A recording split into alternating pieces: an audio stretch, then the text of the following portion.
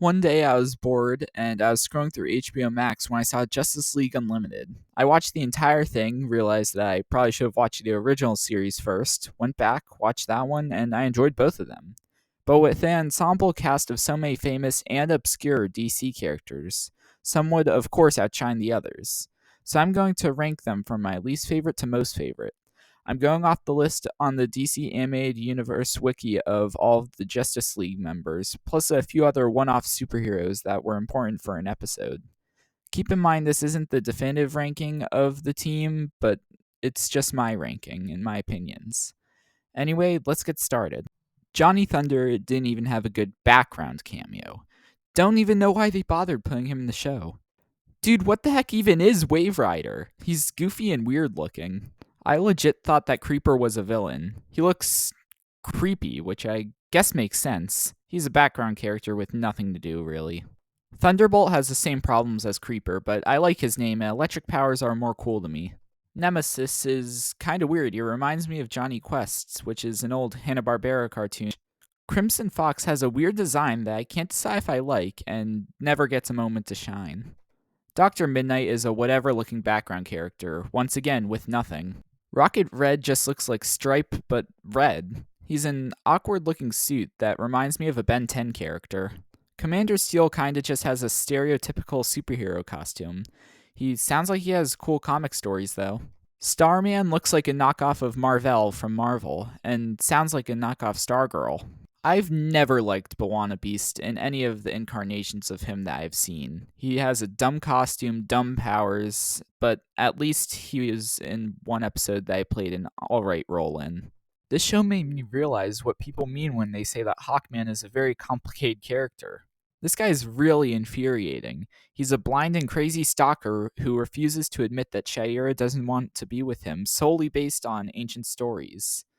At least he gets redeemed, lets Hawkgirl go on living her life, and even gets a cameo going to fight in the final battle against Darkseid. So for Our Man, I decided to look up his backstory and oh. Oh! Sand has a cool mask, nothing else really. Crimson Avenger has a decent design and a moment in the spotlight against General Eiling and in the episode where Wonder Woman is turned into a pig. You'll see later that Fire isn't really my favorite heroine, and Ice just seems like her but with less screen time and different powers. I totally ship her and Fire though. Like many previous characters, Blue Demon just has a cool design, carries a cool weapon, and has a single line. Kind of a missed opportunity. Aztec has a single scene at the beginning of season 3 that shows off some of his powers and a glimpse at his personality, but stops right there. I don't know, he's kinda cool.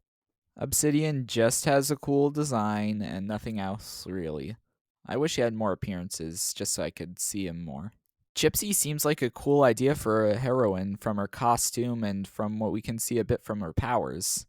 Plastic Man is literally just mentioned in one episode by Elongated Man, but at least I know the character from other places.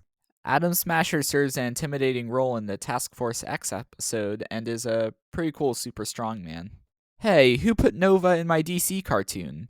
Basically, the Ray is this high because he reminds me of Nova. Red Tornado is probably the most frustrating character for me. He's shown all the time, yet we know nothing about him, and get one episode where he has a semi-important role. Speedy is such a weird addition for so late in Season 3. He may be the character with the most missed potential due to his implied bad breakup with his former partner, Green Arrow. Dr. Light looks cool and has her moments in several episodes, primarily the epilogue, where she shows her cool powers and a personality, something not many heroes here have shown so far. Fire was in some alright plots in Season 3. I don't really like how her character is, more than any other female characters in the show, seems suggestive, especially in her powered up form. And I wasn't a big fan of her dialogue either. I can respect them for trying to do something with the background character, but she just didn't work for me. So Orion is introduced as one of the new gods, but then just becomes a member of the Justice League on a entirely different planet? Whatever. It's a bit of a weird inclusion to me, but then again, I don't know much about this guy. At least they give him a couple episodes to shine, which is something that a lot of the previous characters haven't gotten.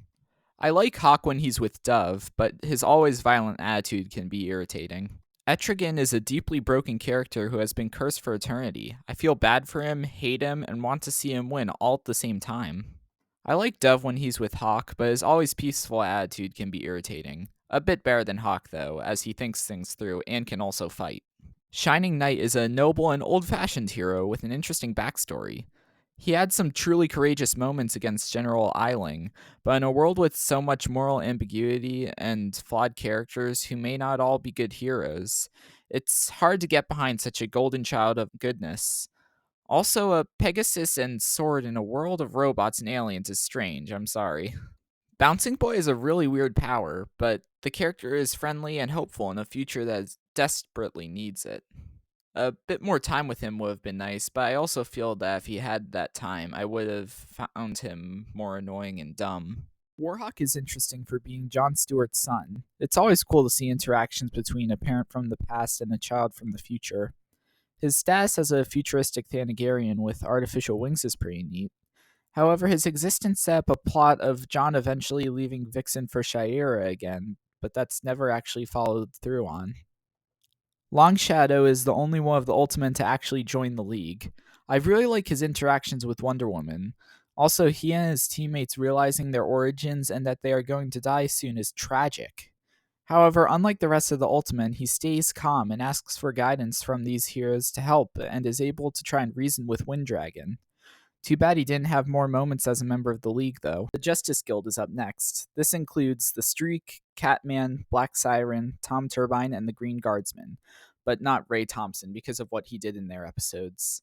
I'm ranking them all together because they're really all just Golden Age, slightly cheesy superheroes, and will do the right thing and sacrifice their lives twice to save their world.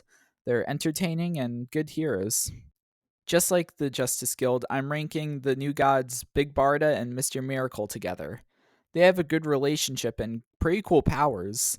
If you ask me, Miracle is higher due to the fact that we see more of his backstory, with the dedication it took to break out of the hell that was Granny Goodness's prison. Elongated Man was funny and wanting to prove himself, and he got to do that during the epic battle where he was supposed to only be on crowd control. A good side character for the time we had him. Vibe has no episodes for some reason across both series, and that's disappointing. I have an attachment to the character after what I watched of the Arrowverse, and that's what gets him this high above the other background characters. He also has a pretty fun costume. So when I first watched Unlimited, Metamorpho was just an ugly background character. But then I watched his episodes in the original series, and I like him now. He's an old friend of Jon Stewart, and I like their interactions. His powers are shown off well, and his origin is really gripping. I haven't watched Static Shock yet, but from his future appearance, I'm interested in Static. He's really similar to Warhawk with his ties to Jon Stewart in the past, and with a cool power set. Can't wait to see how he grew up from a teenage hero. Zatanna is always a cool concept for a character, as a stage magician with actual magic. I thought she has more appearances in other DC shows, so I can't wait to see more of her. Her interactions with Batman are pretty cute and fun, especially with her shipping him and Diana. It seems like they want to do more with Steel and make him a more important character, with him getting moments like standing up against Amazo or defending the Watchtower to fatal injury, but he never really steps into the spotlight. However, he does seem like a good friend to his fellow heroes. Stripe is such a supportive stepdad. He made the robot in his garage or something to fight alongside Stargirl, and just his concept of an Iron Man-like suit makes me like him. On top of that, he believes in his stepdaughter and lets her do her own thing, knowing she is capable. Pretty cool. Mr. Terrific is a suitable replacement for Eyes in the Sky after Jean Jones leaves. His drones are kinda cool, and I definitely see him as a better fit for the role than the Martian. Mr. Terrific is also a great example of how the show should have taken more background characters and developed them more, because he works here and had even more potential if only the series had continued. Brainiac 5 is such a smart guy, but such a lovable doofus around Supergirl. It's really cool to take a character that is almost always a villain and show how they evolved over time into a hero. It's reassuring to know that the future of this world has such a compassionate, dedicated, and intelligent hero team leader. When it comes to the Atom, there are definitely incarnations of the character that I liked better, but this Atom was cool in both his appearances. whether he is arguing with Lex Luthor or fighting alien robots. Also, while his character introduction comes after his original appearance, his introduction and role in Darkheart were really cool. Wildcat kind of gives us a look of what a midlife crisis for a superhero would look like. He gets an episode to shine, and while it's also focused on two of the best characters in the show, he gets his character across in a memorable way. He's a fighter at heart and a former heavyweight now training the next generation of heroes in combat. His connection to Black Canary is interesting. Speaking of interesting, Stargirl is a younger character with some jealousy towards Supergirl, but manages to go far without powers outside of her staff. And much like how Stripe is supportive to her, she really cares about her stepdad. And when the League journeys to the center of the Earth, she's able to put aside her jealousy and help Supergirl during her moments of weakness. It's really nice. Terry McGinnis Batman, or Batman Beyond, is amusing in the Kronos episodes with a really cool costume and different gadgets than the standard Bruce Wayne Batman. However, his appearance in Epilogue is where his origin is fully explained, and it shows a really confused and incomplete person, and I love seeing glimpses into his relationships, especially at the end of the episode where Bruce offers him dinner, but Terry smiles at his old man and goes out to work as Batman. Can't wait to watch Batman Beyond. Supergirl started out as a bratty and annoying teenage girl, but over the course of the series, we see her train and grow into her own hero in person rather than just Superman's cousin. While I'm not a big fan of either of her costumes, I like how her second one was an improvement. She has a crazy rivalry with Galatea, where they both affect each other mentally, and it's amazing to see her overpower her copy. I also like her in the final episode, where she pushes herself to her limits and eventually decides to stay in the future to repair and protect a time period without a full Justice League. I also really like her friendships with Green Arrow and Steel. I was surprised that Aquaman wasn't in the show as much considering how influential he is in other incarnations of the Justice League. His powers and designs are great in this incarnation, and between here and Jason Momoa, Aquaman is becoming cooler than he's ever been. I also really respect him for his neutrality in surface world affairs, and he seems like a great king for Atlantis. Gosh, another person named after Adams? Anyway, I like Captain Adams' whole Air Force theme, and his powers and concept are really interesting. I had actually never heard about him before this. I want to learn more about him. Also, his betrayal in the Cadmus arc worked really well given how he still acted as a soldier while in the League, and it was heartbreaking to see him betray his friends. Or I guess he only saw them as fellow soldiers. In her original episode, Huntress shows off cool qualities of not playing by the rules. However, she does have her limits and chooses to be a better person in the end and not kill Mandragora or his son. I also find that her relationship with Question is really endearing, with how she manages to confuse the conspirator. I really enjoyed her in all of her appearances, particularly when she was with Question or in the grudge match with Black Canary. A really unique and gray-shaded character in this world of heroes and villains who provides a good foil for some of the League's best do-gooders. Shazam, or Captain Marvel as he's referred to in the show, is a happy-go-lucky Boy Scout, and you can really feel how he's just a kid doing the right thing. His fight with Superman is epic, and his resignation from the League after losing faith in his heroes is hard to watch, which is good. So we're finally at the first of the original 7 with Hawkgirl. I find the Hothead a bit of an annoying character archetype, but she's not as bad as Hawk. She has some good interactions, especially with Grundy and Jon Stewart. Speaking of her and GL, their relationship works in a natural way, and they're a good match with a lot of cute moments. However, she could have said something about her fiancé. Yeah, Shaira was a spy, but was kept mostly in the dark on Thanagar's plans and continued to help the Justice League after the true mission of the Thanagarians came to life. And after the Thanagarian invasion, she takes some time off but comes back and is redeemed. A complex character, but handled way, way better than the other Hawk-themed heroes. I only wish we could see her further dealing with the fact that she has a son with John in the future. Dr. Fate is one of those characters who is just always cool, both in design and powers. And he has enough time to show himself as the cool hero he is. He is also really kind, taking both Shaira and Amazo in during their times of need.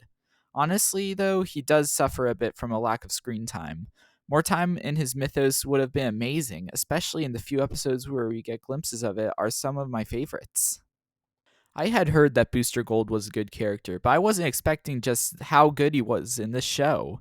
In just one episode, we see this cocky and showy false hero realize his insecurities, overcome them, and fall in love, all while stopping a black hole. And he does even take any of the recognition. Now that's how you write a good character. Yeah, I'm also shocked that I put the cowboy this high. Unlike Shining Knight, where his theme can be a bit distracting, I really like Vigilante's cowboy aesthetic. I guess I just like Western characters more than medieval England. And he lives up to his name, feeling like a bit of a wild card. He also shows to be a good friend, such as talking up his fellow heroes during a parade or refusing to leave his teammates behind. The episode Hunter's Moon really allowed me to like him, where he shows off survival skills and laser guns, while being a cowboy in space. Oh, and on top of that, he has a motorcycle. He's just that cool. My favorite thing about Vixen is how they wrote her interactions with Jon Stewart and Hawkgirl. They could have so easily made her into the jealous lover archetype and have her begin hating Shayera, but they are pretty friendly around each other. Vixen and Hawkgirl teaming up in Hunter's Moon against the Thanagarians and teasing Green Lantern a bit afterwards really made me like her a lot more. And she and Jon are honestly a good match and complement each other well. On top of that, she is a feisty fighter with a cool power, and it's hard to think of the Justice League Unlimited cast without her. Superman to me often feels like a flawless pillar of good in a way that is easy to dislike him at first. But these shows do him right and give him multiple moments as the mild mannered good human he was raised as, like when he invited Jean over to his home for Christmas. We also get to see the scary side of him, such as in the fight with Shazam or the Justice Lord's timeline, that remind the viewer that this guy is extremely deadly with all of his amazing powers. As someone who has never considered himself as the biggest Superman fan, I really liked this incarnation. Early on in the original series, the Flash is often just a sort of annoying comic relief. But as the series continues, we see more of his other sides. He's cocky and doesn't think things through all the way a lot, but he is also really caring about the people around him. Special mention to his reaction to Superman's death and his plot in the Christmas episode where he got the toy for the orphanage. He's in Unlimited far less, but his near sacrifice in the fight against Brainiac and being able to see through the illusions the robot creates firmly place him as worthy of the League and of a high point in this list. In some ways, Wonder Woman feels like the least flawed member out of the original League. Her early naivete about the outside world makes sense, and through the entirety of both series, she sticks to beliefs of good and questions why man can't just learn to get along. I love all the little romantic moments she has with bats that kind of bring him out of his shell a bit. I also particularly remember her adventure with Shayera to unlock the full power of her armor and weapons, while also reconstructing their friendship. I only have nitpicks of her, such as all of the great Heras and men bads throughout the series, but even those are true to her character and aren't too bad at all. Black Canary is a really amazing character in every interaction and episode. She cares deeply for her friends, as seen with her dedication to Wildcat and her relationship with Green Arrow, which is one of the show's best relationships, as well as the numerous times to shine in hand-to-hand combat. This show took her from a character I didn't have an opinion on to one I really like. J'onn J'onzz, or the Martian, is given a lot of time to explore his inner sorrow about the loss of his people and failures to understand humanity. Each sequence, such as when his psychic powers overloaded, causing him to hide in the woods and witness a search party for a little girl, or him contemplating the meaning of Christmas, are all done with such perfection. He also grows into essentially the leader of the League at the Watchtower, being the one to send out all of his fellow heroes to battle. He even gets to find happiness with the new wife, and it is all really well deserved. I knew nothing about the Question before this show, but from his first episode, he became one of my favorites. His unorthodox way of conducting investigations is entertaining, and while it sometimes teeters the line of being annoying, it never goes too far. He's such a doofus in his relationship with Huntress, and they work so well together, probably my favorite couple of the show. However, his real moment to shine comes in the climax of the Cadmus arc. His investigations drive him close to madness. He confronts Superman about the corruption of the League, tries to take matters into his own hands to kill Lex Luthor, is captured and tortured, keeping his mouth shut on any leak information.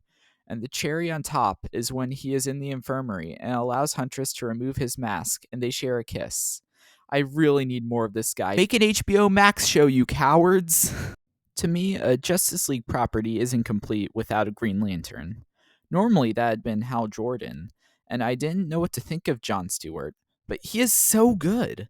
A natural leader who meshes awesomely with his teammates. He always uses his ring to its fullest potential, and watching him, I can feel his determination and willpower. And contrary to the belief of many villains throughout the series, he is much more than the ring. I especially remember the episodes where they went back to World War II, and he goes back to his US Marine roots to fight against Savage without his ring powered up. My only complaint is that his love plots can be a bit messy. But in the end, I think I may have a new favorite Lantern. What can I say about Batman, the Dark Knight, the world's greatest detective, the Caped Crusader, the billionaire in the Batsuit that hasn't already been said? The DC animated Batman, first appearing in his own series, which I have to get to, embodies the best of the character. Dedicated, brave, good in combat, smart, and almost insufferably pessimistic. However, this guy can single-handedly defend Earth against many supernatural foes like Dr. Destiny, go toe-to-toe with Darkseid, and outsmart all of his opponents. Really, one of DC's best. I already had a love for Oliver Queen, but this show takes the Green Arrow as a down-to-earth, street-level superhero caught up in the superhero craziness. He sticks close to his morals of looking out for the little guy, and while he is reluctant to join the League at first, he grows to be the first one to support its reformation. He becomes a mentor figure to Supergirl in a really nice friendship. As mentioned before, I love his relationship with Black Canary, and especially when he takes her place in the fight against Wildcat. He's in plenty of episodes, but never feels like he's overshadowing other characters. He embodies what a good hero is. All in all, he's just a stand-up guy, and my favorite character of the Justice League cartoons. And that was my ranking of the Justice League. Honestly, I'm really glad that I found these shows. They're really good and actually reinvigorated my appreciation for DC. They also introduced me to so many new characters, and just making this video allowed me to dive deeper into the DC multiverse than really ever before. Please let me know how you would rank these characters and your thoughts on my rankings. Thanks for watching, and see you in the next one. Bye.